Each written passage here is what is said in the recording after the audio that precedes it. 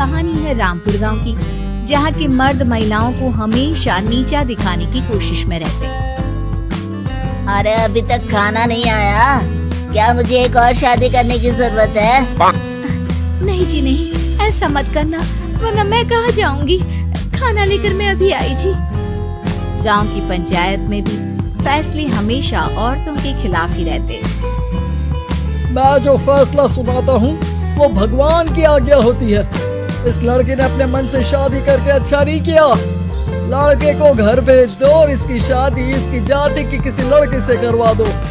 लेकिन ये लड़के, इसे तो गांव के बाहर निकाल दो। नहीं नहीं जमींदार साहब, ये क्या बोल रहे हैं? ऐसा नहीं हो सकता। मेरी बेटी मासूम है, इसे अच्छे बुरे की समझ नहीं है। अरे कहाँ जाएगी ये बेचारी? कहाँ जाएगी? इतनी चिंता है तो पूरे परिवार का गांव निकाला कर देते हैं।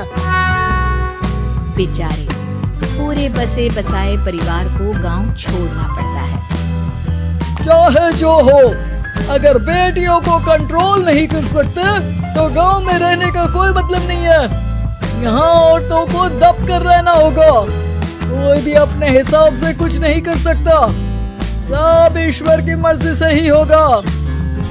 तभी गांव का एक आदमी दौड़ा दौड़ा आता है। सरपंच साहब, जमींदार साहब, वो कालिया है ना, उसकी बेटी पढ़ने के लिए शहर जा रही है। अच्छा, ये कब हो गया? और कालिया की हिम्मत कैसे हो गई ऐसा करने की? लेकर आओ उसे और उसकी बेटी को। बस फिर क्या था, हाजिर हो जाते हैं कालिया और उसकी बेटी सरपंच के सामने। और कालिया, ये क्या सुनने में आ रहा है? बेटी को इंजीनियर बना रहा है तू? और ये बता, गांव में तो स्कूल नहीं है, फिर कहां से इतनी क्लास पास कर गई तेरी बेटी?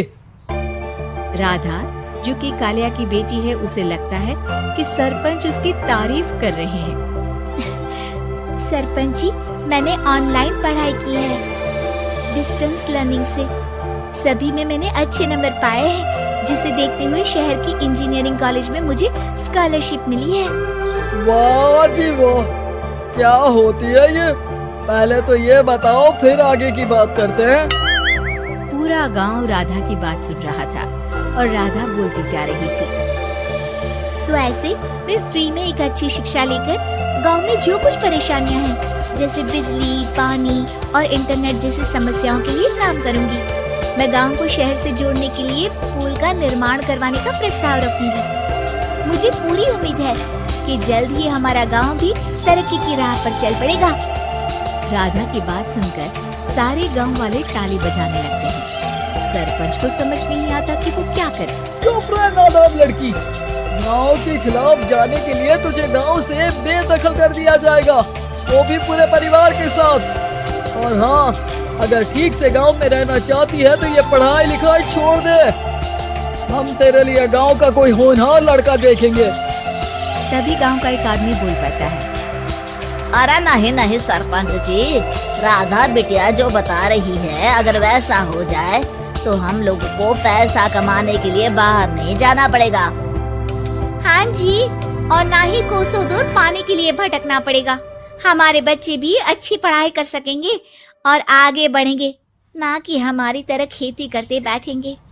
क्यों गांव वालों, राधा बिटिया का साथ देना चाहिए ना।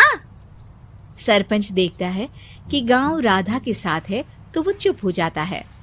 वो घर आकर अपने सलाहकार से बात करता है, जो बहुत ही चालाक किस्म का इंसान होता है। अरे सरपंच साहब, आपको बहुत ही होशियारी से काम लेना पड़ेगा। एक बार गांव तरक्की कर गया, यहाँ के बालक पढ़ लिए तो कोई ना पूछेगा आपको। और फिर ये जो बेटा और बेटी है ना आपके, इनको भी आम लोगों की तरह ही जीवन जीना होगा।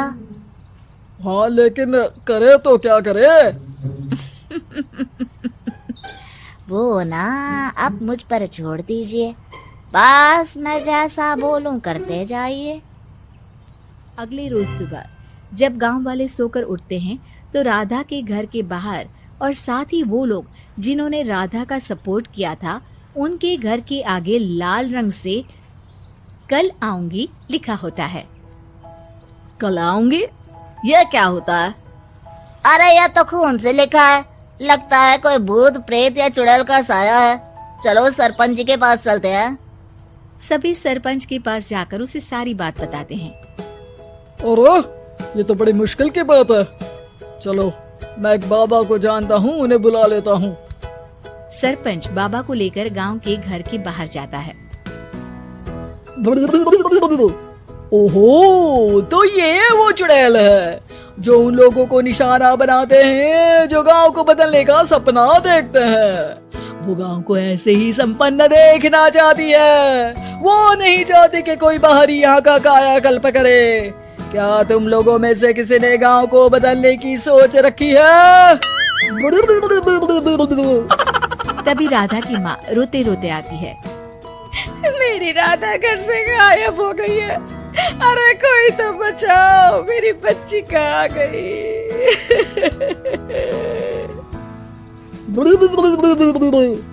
ले गई वो चुड़ैल, तेरी बच्ची को ले गई। अब वो उसे श्रापित करके छोड़ेगी, उस पर चुड़ैल का साया हो जाएगा।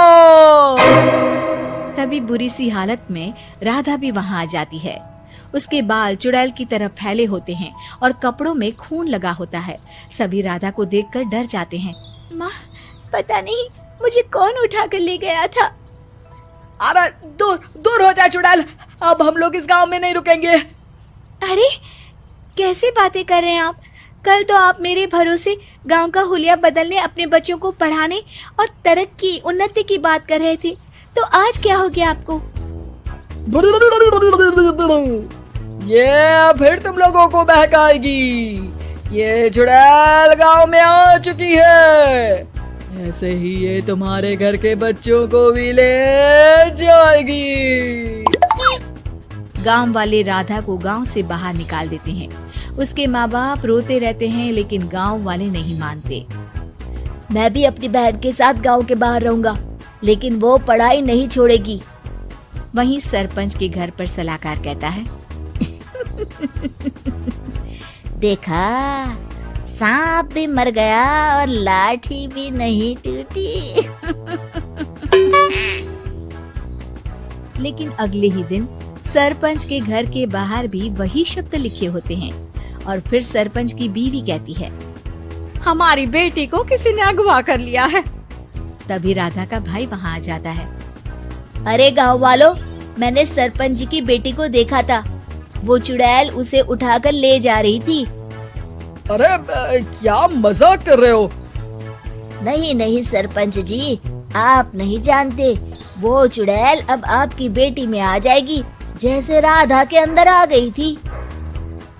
तभी सरपंच की बेटी वैसी ही हालत में वहाँ आती है जैसे राधा आई थी। पापा, पता नहीं कैसे मैं गायब हो गई थी। चुड़ैल, इसके अंदर भी चुड़ैल का साया है, मारो इसे। अरे नहीं नहीं, इसे भी राधा के पास गांव के बाहर ही भेज दो।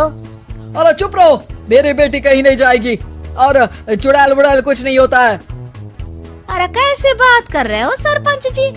आप तो बोल रहे थे कि आपका फैसला भगवान का ज्ञान होता है, तो अपने पर बात आई तो अब आप ऐसे बोल रहे हैं। अरे ना ना ना, आपको अपनी बेटी को त्यागना ही होगा। अरे बुलाओ बाबा को। राधा का भाई बाबा को ले आता है, जिसे अब गांव वालों के डर के कारण सच बोलना पड़ता है। मैं कोई बाबा नहीं हूँ, मैं तो मोची था। ये सलाहकार महोदय ने मुझे कहा था एक्टिंग करने को। वो मुझे पैसे देने वाले हैं। अब मुझे माफ कर दो। गलती हो गई, मुझे माफ कर दो।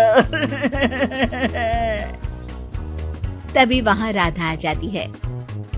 देखा सरपंच जी, जब गांव के बच्चे साक्षर होंगे तो आप जैसे लोगों की चालाकी नहीं चलेगी।